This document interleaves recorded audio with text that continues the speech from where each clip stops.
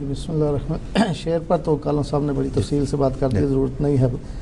دوسرا حصہ جو سوال کا تھا کہ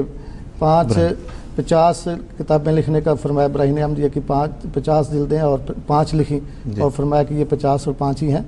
تو اس حوالے سے یاد رکھنا چاہیے، کئی دفعہ ہمارے ان پروگراموں میں بھی ذکر آ چکا ہے، ہمارے لٹریچر میں بھی چھپا ہوا ہے۔ حضرت اقدس مسیح موعود علیہ السلام کا ہر کام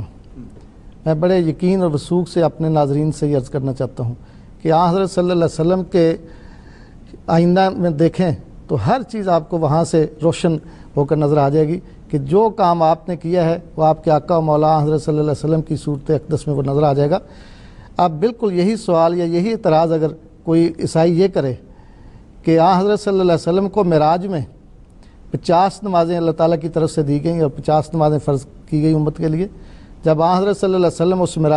معراج میں روحانی نظارے میں نیچے آئے اور حضرت موسیٰ علیہ السلام سے ملاقات ہوئی تو حضرت موسیٰ علیہ السلام نے کہا کہ آپ کی امت 50 نمازیں نہیں ادا کر سکے گی، میں نے بڑا تجربہ کیا بنی اسرائیل کا، یہ بڑی مشکل کام ہے، اس لیے آپ واپس جائیں اپنے خدا کے پاس اور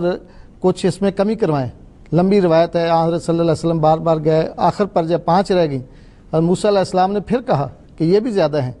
مگر حضرت صلی اللہ علیہ وسلم نے فرمایا کہ اب میں اتنی دفعہ جا چکا ہوں کہ مجھے جاتے ہوئے حیا محسوس ہوتی ہے، چنانچہ آپ نہیں گئے اور یہ 5 ہی نمازیں رہیں، اور اللہ تعالیٰ نے آپ کو یہ فرمایا کہ یہ 5 50 کے برابر ہیں، اور ساتھ فرمایا کہ لا یبدل لدیہ کہ میرے حضور کلمات بدلہ نہیں کرتے، گویا یہ 50 خدا کے حضور 50 ہی ہیں لیکن در حقیقت وہ 5 کی شکل میں وہ 50 ہیں۔ بالکل اسی طرح جو مقاصد اللہ تعالیٰ نے حضرت اقدس مسیح موعود علیہ السلام کے ذریعے براہیم احمدیہ کی تصنیف میں مقدر تھے وہ 50 کی بجائے 5 میں پورے ہو گئے۔ تو جب مقصد 5 میں پورا ہو گیا تو پھر فگر تو اپنی ذات میں کوئی حیثیت نہیں رکھتا۔ یہی وجہ ہے کہ مسیح السلام نے یہ بھی فرمایا، بعض کا مخالفین تمسخر کرتے ہیں، حضور نے فرمایا کہ 50 اور 5 میں 0 کا فرق ہے،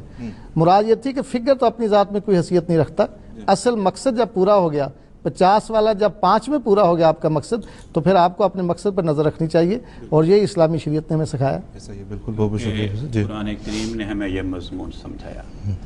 فرمایا من جاء بالحسنات فلہ عشر امثالہا، جو آدمی ایک نیکی کا کام انجام دے گا اسے 10 گنا ثواب ملے گا۔ تو اس میں مضمون یہ بیان کرنا مقصود تھا کہ 50 جلدیں لکھنے کا ارادہ تھا حضرت مسیح موعود علیہ السلام کا،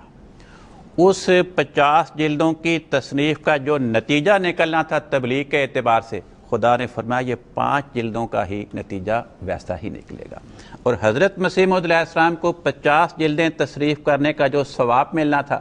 خدا نے بتایا کہ 5 جلدیں لکھ کر ہی وہ ثواب مل گیا،